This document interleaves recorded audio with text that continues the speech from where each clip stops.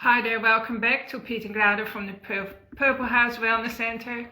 Today, Pete and I want to share with you what we did right, bringing up 6 children. Our 6 children range from 30 to 43 at the moment. And back when our eldest kids were, 1 or 2, we did many things right, but we also made some really big mistakes that we would never do again, and we're talking about diet and lifestyle stuff. So roughly 40 years ago, we were living in the back of Beyond in remote Tasmania, and in a very remote spot of Tasmania at the end of a dirt road. And we wanted our children to become resilient and be close to nature, have uninterrupted nature all around them. And Peter worked as a nurse and midwife 40 kilometers away in the Scottsdale Hospital, while I stayed at home looking after the farm. We had cows, chooks and animals and kids. Pigs and everything, you name it. We had like a motley herd of cows, and we grew our own vegetables. So some of the things we did well, in my opinion, were that we grew our own vegetables as much as we could. We made I baked our own bread. We got milk, raw milk from the neighbour, and had raw milk, made our own yogurt and kefir, kombucha, made kombucha from tea, and then also made sauerkraut from cabbages that the kids called silage, because that's what we used to feed our cows as well. Of course, none of these was probably enjoyed by our kids, but we loved our lifestyle. We felt good about it.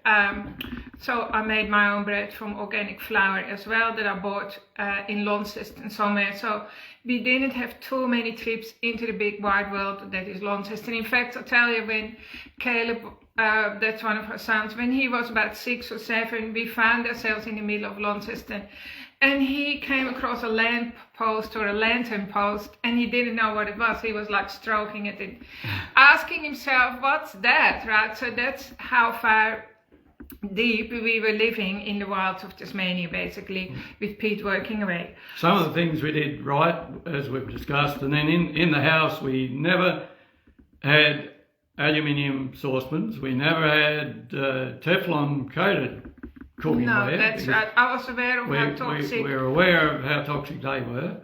Sometimes Pete's mum would give me saucepans and things, because our family, as the family grew, we had more and more kids. The saucepans had to get bigger, and Pete's mum loved to hang on to all her old stuff. And she was also quite health conscious, but she had big old aluminium saucepans, which are super toxic. I never used them, right? We always used stainless steel saucepans, so that's something that we recommend for you as well, because Teflon or non-stick saucepans release if you have a crack in your non-stick saucepan, you release something like 90,000 different toxins in one cooking. So that's not something and it ends up in your child's brain and immune system. We didn't have a microwave.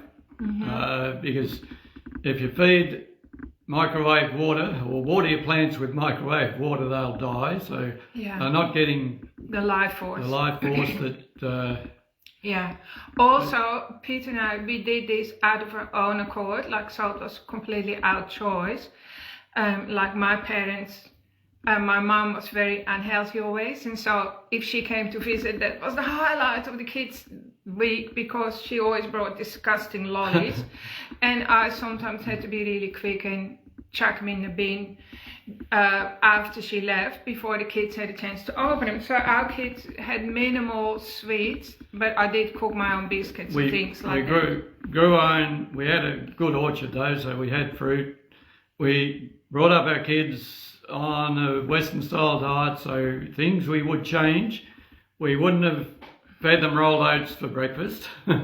Peter always made porridge in the morning. We had porridge and homemade bread and toast and raw honey and raw milk. We thought that was good, and it's perhaps not a bad option compared to all the processed foods, but now we know, well, for starters, raw oats have gluten in them, and secondly, they make your blood sugar spike. So the children, of course, straight after breakfast, they all go silly and run around like crazy.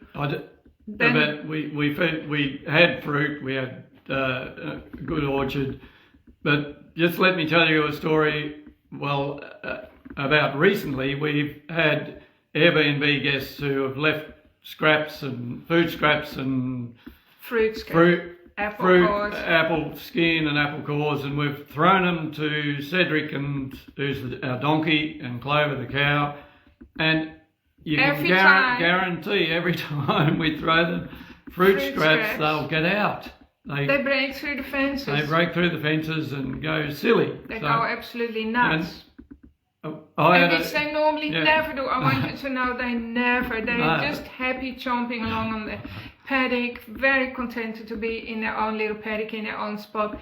And we worked out the only time they break out, we get a phone call from the Airbnb people or the neighbors to say, the donkey is here or the cow is here. And that only ever happened, we worked out, when we give them leftover fruit scraps from organic apples, by the way, not even toxic apples.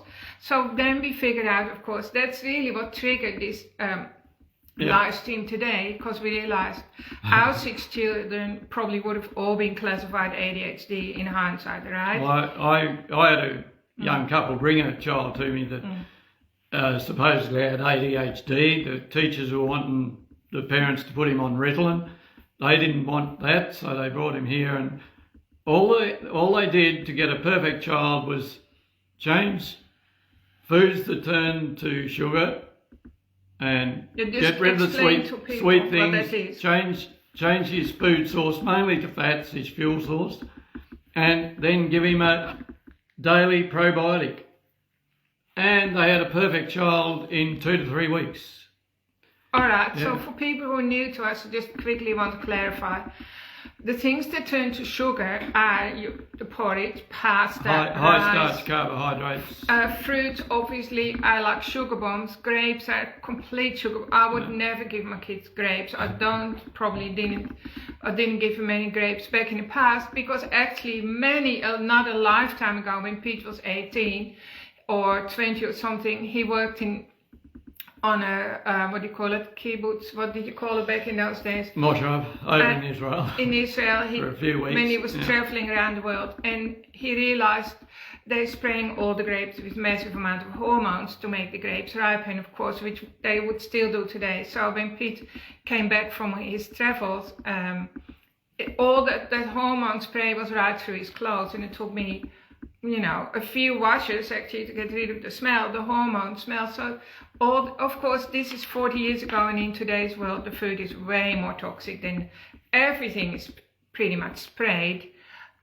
And it's also nutrient deficient because our soils are being depleted. So we are just telling you some of the things that we did well, but we also did make some big mistakes, because we back in the days believed that actual butter wasn't good for you, right? That it was too fatty. We also believed that meat wasn't as good, that meat had to be balanced out with fruit and vegetables and so on. So we also used soy products. So this is 40 years ago when soy products first came in, and they were lauded like the best thing after sliced bread for humanity, that it would cure everything and prevent heart and artery disease, and it would give your kids a better. Whereas now we know that soy products are extremely toxic to your hormone system. Estrogen mimicking. I know, and so I regret, sorry kids, that you all got at one point soy formula or soy milk. I do apologize to my kids, and if you're listening to this, don't give your kids any soy products or any or have it yourself. Oat milk suppresses the thyroid, or almond milk, or all the what do you call it, milk substitutes. And also don't give your children homogenized milk either, because that leads to inflammation and anemia. So just do away with all that. On top of that, Pete and I thought that plant-based seed oil was great as well. Even though I didn't do much deep frying, I probably would have used it when I deep fried, whereas now I use coconut oil or a healthy fat, like everything gets fried in butter or coconut oil in my kitchen.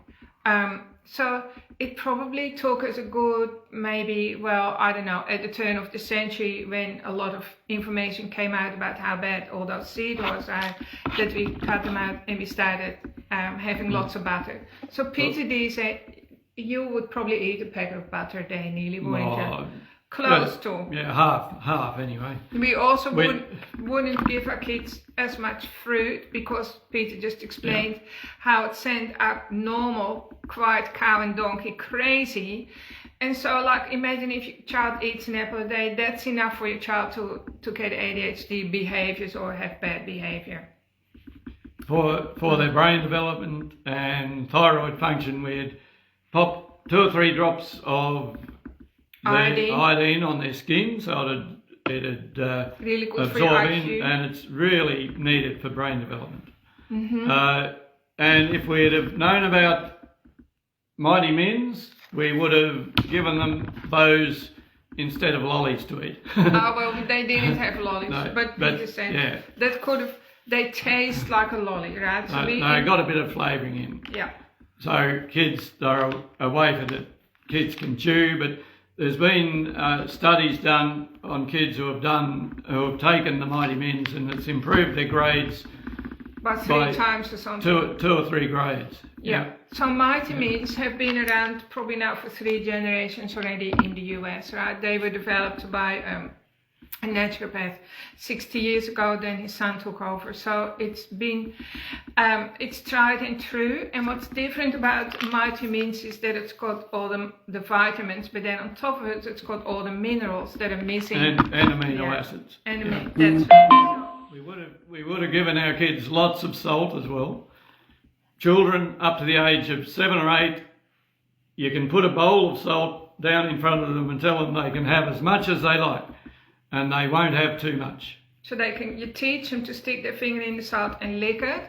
We're talking about unrefined, unprocessed, healthy salt, and we recommend a Himalayan salt because we've had such good results over the last 25 years with Himalayan salt. It's really, really good, like if they have skin issues or asthma, respiratory disorders, everyone needs way more salt than you've been told, so that's absolutely foundational. Just think of it as minerals and trace minerals that aren't in our soils.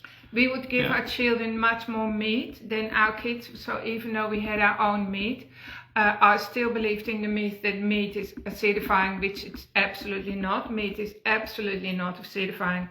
And meat is a really, really good, wholesome, complete nutrient, so it's very nutrient dense. So the kids could have... They could have lived on meat. That's right. But I was like thinking, oh, they need vegetables and they need this and that. So there's actually a lot of people are allergic to all different kinds of vegetables as well. And another thing that we didn't do that we would do frequently is give them a worming parasite cleanse, because we're always picking up those things, and our bodies have to get rid of the toxins that they deposit inside us, and they're taking the food that we're meant to be getting for our body. So I'll just quickly let you know, what does it look like when your child has worms?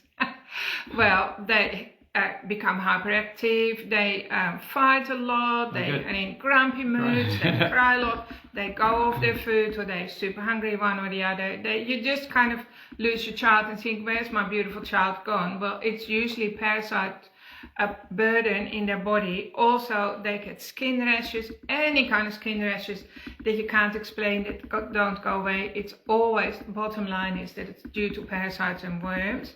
I absolutely guarantee that. And of course, the worms over the years, or parasites, have gotten hardier and more resistant. So the worm tablets from the chemist don't really cut it anymore. Like, we look at people's blood under a microscope and we can see evidence of worms within 3 weeks of taking the Combantrin and stuff like that from the chemist. Normally they used to advocate worming your kids every 3 or 6 months, but you can do it a lot more often. That's right. And we would give our kids probably even a lot more eggs to have, like eggs. 2 eggs. Because remember back in the days, well, most of you probably don't remember it, but back in the days when our kids were babies, some things were absolutely vilified, including eggs, including meat, including butter, all the good fats. And everything is thankfully being turned on its head. And of course, luckily, Peter and I, we found that out as soon as the real information became available, which is probably about 30 years ago. So we've been eating a lot healthier since then. our evening meal often just consists of lovey guts sauerkraut and a good portion of meat with a lot of good fat, which is mainly butter or coconut oil poured over the top. And that's it. And we eat that off our plate as well. Mm-hmm. Yeah. And occasionally, if I eat an apple, which is almost never, by the way, I wake up the next day and I feel some swelling in my fingers or a little bit of pain in my neck. And so I know that's from the fructose. So the fructose is not a healthy sugar for our body. Our body doesn't know what to do with fructose, right? And it actually turns into toxic oils inside the body itself. Your body will do that itself. So I'm just trying to remember if we covered everything. I would definitely give my children fermented food, like fermented vegetables or kefir or apple cider vinegar. Some of our grandkids eat this out of the jar. They can't get enough of it. So if you get them early enough, their taste buds don't get spoiled. The wonderful thing about fermented food is that it supports your microbiome, which is basically your immune system, and all your happy, calming hormones are made there. Plus, the fermented foods and your microbiome help your body to get rid of toxins like heavy metal toxicity and even plastics. So apparently in today's world, our body unfortunately consumes as much microplastics that would make up the size of a credit card weekly. And by the way, a lot of those microplastics end up in your brain, where it's hard for the body to get rid of it, because your brain is mostly fat, right? And so all these toxins go into the fat. So, but if you have a gut full of good gut bacteria, they will actually get rid of the plastic as well. Yeah, that's right. So then, of course, like our kids used to run around a lot outside, so that was really, really good. This was, of course, before we had computers, because remember back in the day, we had the computer center. You know, our kids grew up basically without computers. Because our youngest is 32, so like they didn't have all that EMF and radiation. So for radiation, if you're worried about that, it's really important that you bath your kids in bicups of soda. At least do that once a week, okay? So just put half a cup of soda in bath water that is as hot as you can bear it, and it will remove the toxicity from different toxins and radiation from your body, and it's also really good for your kidneys. And then iodine is also really good to protect you from radiation, right? So from even radioactive radiation, because after all the Chernobyl disaster where the reactors burst and the country had to evacuate, the people who took iodine didn't get the thyroid cancer like everyone else did. Kids with ADHD and autism, they love water. A bath with good amounts of minerals in and bicarb soda of an evening before they go to bed will really settle them down. Also let them have butter, lamb chops with the lamb fat before they go to sleep. They sleep all night. Lots of cream. A fewer grains, so I didn't touch on grains, but pretty much all grains, well, they ferment inside your body as well. That includes for bread, of course, right? And then that makes your child's behavior unbearable. They turn to a lot of sugar, so they give a sugar spike and the kids go mad. We also have a special product, it's in our online shop and on the shelf. Do we have it in stock at the moment for kids? It's a homeopathic remedy that really helps to clear out all the toxin. It's a drop form, what is it called? Bioray. Yeah, Bioray. That works really, really well. Like we recently had a client who came in and his children hadn't taken any Bioray for 2 weeks. And they started to like fight and nag at each other again. So there are lots of things that you can do to support your child. And I've put it all in an article in dot form, so it's easy to see things that you absolutely must avoid at all costs, and then things that we suggest that you do. And it's good to get it straight from the horse's mouth, right? So regardless of the fact that we did make some big mistakes, they all turned out really awesome adults, and they've got grandchildren who are doing really well. So the best thing, probably putting it in a nutshell, is for all your children to have more salt and the grandchildren, because in Australia the soils are so mineral deprived that over the generations, Australians I should say, start to run out of energy. That's true, isn't it, Yeah. Pete? Unless you supplement with salt, so, right? It's probably why Australians are so placid, because That's they're right. not getting the minerals and trace Yeah. minerals. And my kids are all pretty active and fiery, and I think they get the benefit from me being born and bred in Holland. And Holland is nearly all like, it's either reclaimed sea soil or river soil, so it would be absolutely packed with minerals, and that's why I always have so much feisty energy. Minerals get the electrical current going around the body and in and out of cells and make it work properly. And they boost Yeah. the hormones. Yeah. Yeah. So I hope you found this helpful. Let us know if you have any thoughts of things that you did well or some big mistakes that you made with your children, because we're all just on a learning journey, right? One thing we didn't mention, I've just noticed here in the article, bone broth. We would have fed them bone broth instead of putting them on cereal, most likely. Yeah, we did always have soup though, but that soup is still or milk alternatives, because a baby can get all the nutrients it needs from bone broth. That's right. Pete and I, we always have bone broth now. We just had some bone broth before this live stream. So bone broth is easy to make, right? There are tons of recipes on the internet. That's right. We definitely would have had bone broth. That's so healing for your body from the inside out. It even heals your eyeballs, literally.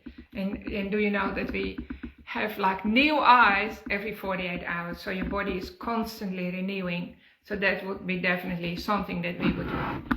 Thanks for tuning in, everyone. Have a really wonderful week. And see you next week. Okay. Bye for now.